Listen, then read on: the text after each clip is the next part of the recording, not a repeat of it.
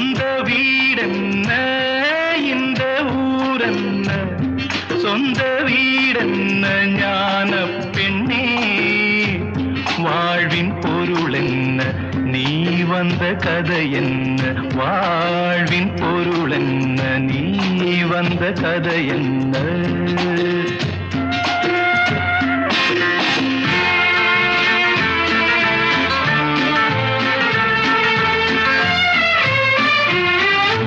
நான் கேட்டு தாய் தந்தை படைத்தாரா,